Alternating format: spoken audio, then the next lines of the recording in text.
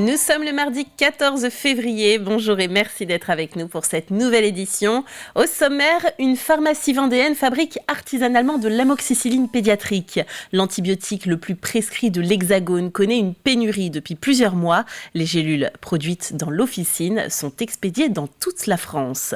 100 ans d'existence pour une troupe de théâtre, c'est un événement qui se fête forcément sur les planches. Les compagnons du théâtre de Luçon proposent 2 week-ends de représentation.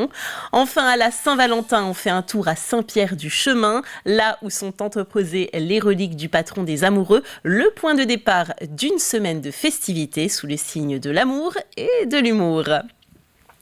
L'amoxicilline, l'antibiotique le plus utilisé en France, est en rupture de stock depuis plusieurs mois maintenant. Pour enrayer la pénurie, l'ARS a autorisé une 50aine de pharmacies à produire elles-mêmes les précieuses gélules, la matière première restant disponible. En Vendée, une pharmacie s'est attelée à cette production complètement inédite. Elle se trouve à Luçon. Notre journaliste Cyril Guillet a pu pénétrer dans son laboratoire. Alors là, j'utilise de l'amoxicilline. Et donc, on va fabriquer des gélules pédiatriques dosées à 500 mg. Tous les matins, 2 voire 3 préparatrices en pharmacie s'affairent pour produire de l'amoxicilline pédiatrique. Depuis le début du mois de janvier, la demande est très forte et le carnet de commandes ne désemplit pas. Ça, c'est nos fiches de fabrication. Donc là, ce sont toutes les pots de 15 gélules qu'on doit envoyer. Nous recevons en fait des demandes tous les jours et en grosse quantité. Donc voilà, on s'est organisé justement pour pouvoir répondre à cette demande et on a augmenté le nombre de personnel au préparatoire. Cette officine fournit 200 pharmacies, toutes implantées dans la région des Pays de la Loire. Mais depuis le début du mois de février, la demande est nationale. Chaque jour, ce sont entre 1000 et 1500 gélules d'amoxicilline qui sortent de ce laboratoire. C'était une volonté de notre part en fait de produire de l'amoxicilline.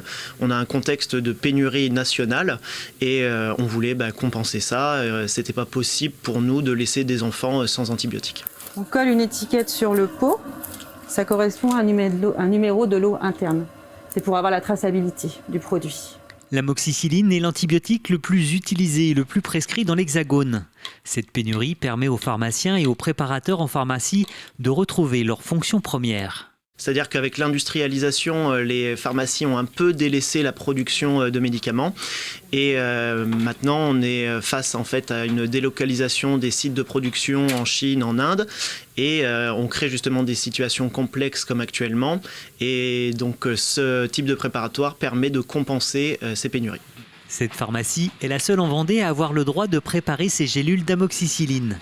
Actuellement, dans le pays, 50 autres officines ont été mandatées pour réaliser ce type de préparation.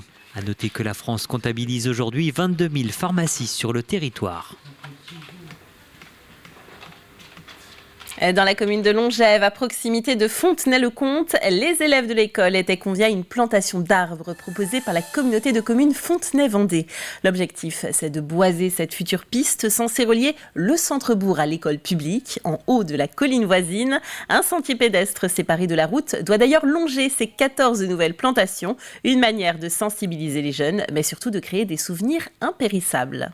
C'est parti par hasard d'un projet plus d'arbres, plus de vie. Et puis depuis, ça fonctionne tellement bien, on a tellement de demandes, on a une liste d'attente des communes, ce qui fait qu'on en plante 2 ou 3 dans 2 ou 3 communes tous les ans. Il y a une vraie demande parce que ça s'intègre dans le parcours pédagogique des enfants. Je l'ai dit tout à l'heure, CE2, CM1, CM2. C'est dans le cadre pédagogique, donc les écoles sont très friandes de ce genre de sortie. C'est une sorte de sortie nature, sortie verte. Donc on le fait toujours avec les écoles. Les compagnons du théâtre de Luçon s'apprêtent à fêter 100 ans d'existence. Pour l'occasion, la troupe propose des représentations sur 2 week-ends, du 24 au 26 février et du 3 au 6 mars. En parallèle, les comédiens amateurs ont créé une exposition gratuite retraçant l'histoire de l'association grâce à des affiches et des photos. Colline Davy a assisté à une représentation. Ah mais c'est qu'attention, mais c'est que moi je suis écolo, je gauche pas l'eau, hein.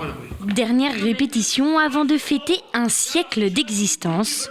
Cela fait 100 ans que les compagnons font du théâtre, ou presque. On a l'affiche de 1923 qui, à l'époque, parlait d'une soirée récréative et qui était organisée par la paroisse de l'époque. Ça a continué un peu sous cette forme et puis petit à petit ça a pris un petit peu l'allure de séances de variété puis de théâtre. Il y a eu 2 grandes pauses dans l'histoire, il y en a une pour la guerre de 39-45 et puis une pour la guerre du Covid. Et pour faire honneur à cette grande histoire, rien de tel que de s'en inspirer pour la programmation avec notamment l'ours. C'est un clin d'œil puisque cette pièce a été jouée en 1963. Par des compagnons chevronnés et ils avaient reçu au Sable d'Olonne lors d'un concours interrégional, je crois, de troupes de théâtre amateurs, le premier prix pour cette pièce. Cette courte pièce sera suivie d'une soirée musicale car le théâtre de Luçon, ce n'est pas seulement du théâtre. Des compagnons est né Train de vie il y a 12 ans.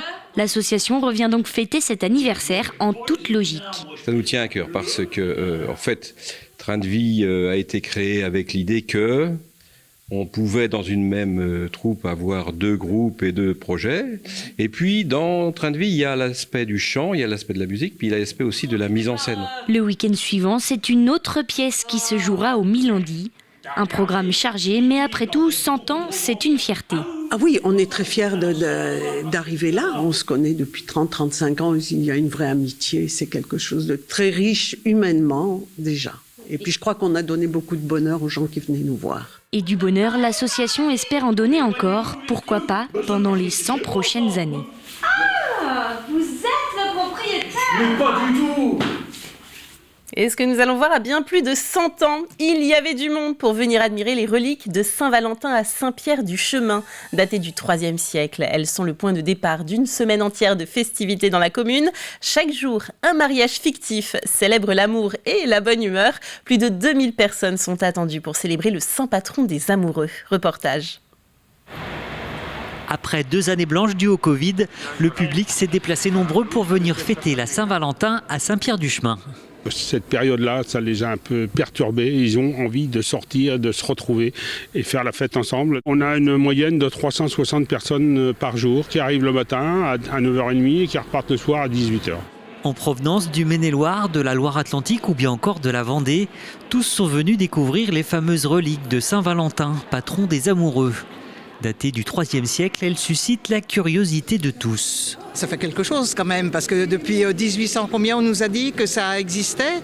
Donc c'est vrai que c'est quand même impressionnant. Puis bon, faut garder ça pour le patrimoine en plus, voilà. Je trouve ça très bien, les ostensoirs, tout ça, c'est magnifique. Hein. Et puis c'est une belle église, hein, c'est bien. Elles sont authentiques, elles ont été certifiées par le Vatican en 1847 et attribuées à la commune à la paroisse de Saint-Pierre-du-Chemin. Parce que tout simplement, il y avait l'abbé Bernier qui était parti à Rome. C'était pour la béatification du père de Montfort. Et il était là-bas. Puis à l'époque, il était de bon ton quand on trouvait des reliques. Les gens qui étaient autour, certains me disent, moi je voudrais bien pour envoyer à ma paroisse de naissance. Alors par contre, elles ont mis je ne sais combien d'années à venir à Saint-Pierre-du-Chemin. Et après une petite part de brioche, la matinée s'est poursuivie en musique à quelques pas de là dans la salle des fêtes où Stéphane Olivier, Chantal et Gilles Dreux ont présenté des extraits de leur répertoire. Que le puits du fou se souvienne de ces instants d'amour volés près des herbiers à dire je t'aime. On finit par se marier. Et justement, en parlant de mariage, 2 participants ont pu en faire l'expérience à l'occasion de cette cérémonie peu conventionnelle placée sous le signe de l'humour. Au nom de la loi et des pouvoirs qui ne me sont pas conférés, je vous déclare unis par les liens du mariage. Vu le oui enthousiaste de la mariée, cette union sera en CDD d'1 mois renouvelable éternellement. Les festivités vont se poursuivre ainsi jusqu'au samedi 18 février où une soirée cabaret viendra clôturer cette semaine. Il a dirigé la chorale de Montaigu, le Grand Chœur des Herbiers, a créé en 2009 le Festival de la Voix. Le chef d'orchestre et maître de chœur Jean-Marie Chaudet s'est éteint vendredi à l'âge de 79 ans. Ses obsèques sont prévues ce mercredi à 10h30. Ça se passera en l'église de Longeville-sur-Mer. Prenons à présent la direction de Sèvremont où se dispute la 3e manche de cette 36e édition du circuit des plages vendéennes cyclistes. 130 km à parcourir pour les 27 équipes de 5 coureurs en lice et une petite fierté avec 2 Vendéens sur le podium d'arrivée. La victoire en solitaire est attribuée à Antoine Devanne du team LMP Roche Vendée Cyclisme. Il termine devant Baptiste Vadic du Vendée U et Kylian Verschuren du pays de Loudéac. Écoutons le leader. Je suis à domicile, donc ouais, c'est une grande journée. J'ai pas spécialement les mots parce que voilà, j'avais annoncé dès le début de saison, dès que j'ai vu cette course l'année dernière, que ça avait lieu à Saint-Michel. Je voulais être présent et je voulais être en forme, et le réussir, c'est exceptionnel. Et les gars de l'équipe ont fait un super travail en début de course. Moi, j'ai pas mis un coup de pédale sur les 2 premiers tours. Et après, voilà, c'est à moi de faire la course et de pas me faire avoir parce que ouais, il y avait beaucoup d'équipes représentées et il fallait être malin tout en évitant de se faire piéger, quoi. En tête du classement général après les 3 jours de course, Florian Dauphin de l'équipe Côte d'Armor Marie-Morin. Prochaine manche jeudi à Saint-Georges de Pointe-Indou. Le circuit se poursuivra jusqu'à dimanche. Un mot enfin de basket avec la 25e journée de National 1 masculine. Ce soir, Challans tentera de mettre fin à une série de 4 matchs sans victoire face aux basketteurs de Rennes. Coup d'envoi à suivre en direct sur TV Vendée à 20h.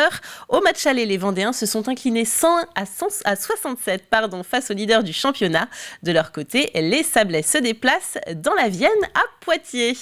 Il nous reste quelques secondes pour regarder la météo de ce mercredi matin. Des nuages élevés circuleront sur le sud et l'est du département. Quelques bancs de grisaille qui déborderont un petit peu. Le vent de sud-est soufflera avec à peu près 20 km/h de force. Le mercure restera dans le positif avec, vous le voyez, des températures qui s'échelonnent de 4 à 6 degrés. Ça restera en tout cas fort agréable. C'est la fin de ce journal. Merci de l'avoir suivi et à très bientôt.